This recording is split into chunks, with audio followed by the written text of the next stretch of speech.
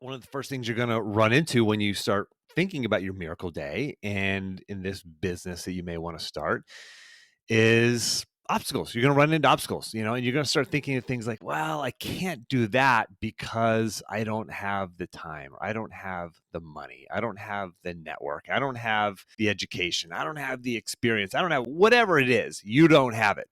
What I want you to do is to change your thinking around this. Instead of asking, can I do this? Or automatically saying, I can't do this because I don't have the time or the whatever. Change the question from, can I do this, to how can I do this? When you change that, when you change it from can I to how can I, there's an assumption that this is possible. And when you change that, you start getting different answers. Can I? Well, no, of course not, because I'm busy. When I was working full time, could I do this? Of course not. I can't do this. I mean, I start a business on the side when I have a job that, I work 60 plus hours a week. I travel. I work, even when I'm not traveling, I'm working Saturdays. I'm working Sundays. Sometimes I'm working in the evenings, late into the evening. I've got 4 kids. Like, of course I can't start a side hustle. Well, when you change the question from can I to how can I, you get different answers. And that's when I started to find ways that I could. Oh, maybe if I wake up 1 hour earlier every day, guess what? That's 9 40-hour work weeks. That's equivalent to 9 40-hour work weeks. Think about that. That's a lot of time that you get if you just wake up 1 hour a day early, extra every day. And you start going, okay, well, maybe I can do this, right? You start finding leverage points. If you look back at my interview with Tim Ferriss, episodes 246 and 247, he said, I don't ask the question, how can I increase my business or grow my podcast by 10%? He says, I ask the question, how can I 10x my podcast? How can I 10x my audience? And when you ask those two questions, they're totally different lines of thinking. And he gives credit to this line of thinking to Peter Diamandis and Peter Thiel. And, Grant Cardone has a book, 10X. I don't even remember the title of the book, but it's a great book by Grant Cardone about 10X thinking. And I did some searching for just some thinking around this, because I actually hosted a 10X Your Goals session. And during my research for that, by the way, if you want to get access to that, you can go to jimharshawjr.com/10X.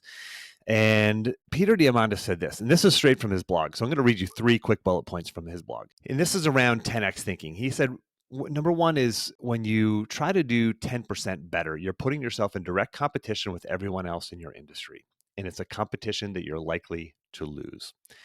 Number 2, when you shoot for 10X improvement, 10X as opposed to 10%, you try to do something radically hard. You approach the problem that you're solving in a completely different way. You approach this from a completely different perspective. Yes, you're going to come out with action items. They're going to be totally different action items than if you're trying to increase by 10%. Now, the 10X things, some of those, they're not going to be doable, right? When you approach it from that angle and you start coming up with ideas, sure, some of them are not going to be doable, but there's a grain of truth in all of those action items you come up with. And you have to allow yourself to expand your thinking to get value out of that. All right, so number 3 from Peter Diamandis. He said, when you attack a problem, any problem, as though it were solvable, even if you don't know how to solve it, you'll be shocked at what you come up with. Right? When you approach a problem as though, yes, it is solvable. I could 10X my results, right? If I had that 1 hour a day because I'm waking up 1 hour earlier, how can I get 10 times more done? Maybe I could hire a virtual assistant. You start thinking of different ways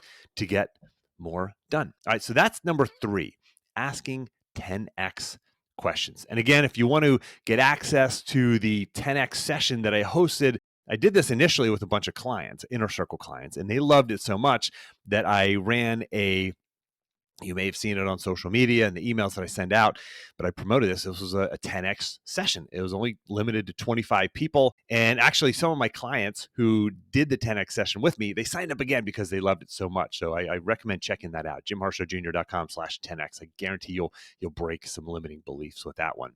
If you like this video, hit the like button below. But also, what was helpful? What wasn't helpful? What questions do you have? I'll reply to every comment below.